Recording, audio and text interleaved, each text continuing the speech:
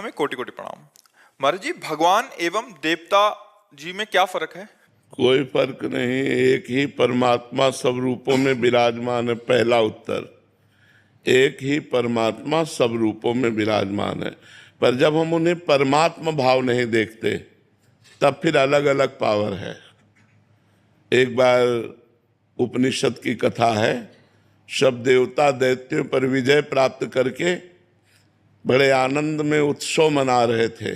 अप्सराएं नृत्य कर रही थी, गंधर्व गान कर रहे थे, देवता सब अपने सिंहासनों पर विराजमान थे। तो देखा भगवान ने कि इनको अहम हो गया है कि मैं बलवान हूं और मैंने दैत्यों पर विजय प्राप्त की।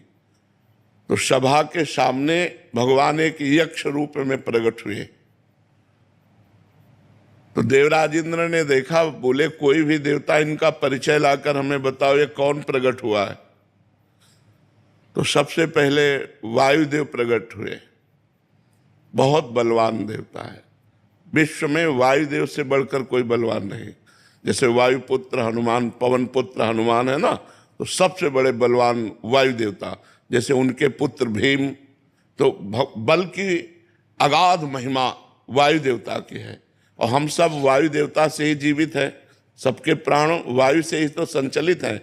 सब जितना चराचर जगत है वो वायु से ही है। ऑक्सीजन खत्म हो जाए, सब नष्ट हो जाए, वायु से ही तो है।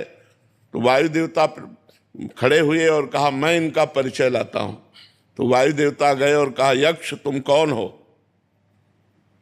तो उनका हम तो अपना परिचय बाद में बताएंगे, पहले आप बताएं आप कौन हैं।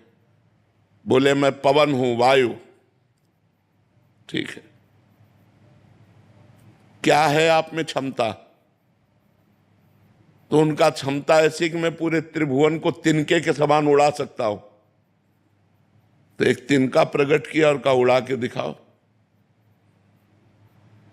अब वायु देवता से तिनका उड़ाने की बात, वो तो ब्रह्मांड उड़ा दें, लेकिन तिनका नहीं उड़ा। कहा पूरी ताकत लगाओ। वायु देवता पूरी ताकत लगा के हार गए, तिनका ऐसे से ऐसे नहीं कर पाए। आए और बैठ गए। देवराज इंद्र ने कहा कौन है? बोले असमर्थ रहा उनका परिचय प्राप्त करने में। दूसरा देवता अग्निदेव प्रकट, उनका मैं अभी परिचय लेकर आता हूं। उनके पास गए और कहा आप कौन हैं? उनका आप कौन हैं? उनका अनल, हुताशन, अग्नि, इन नामों से मेरा संबोधन होता है। बोले आपकी सामर्थ्य?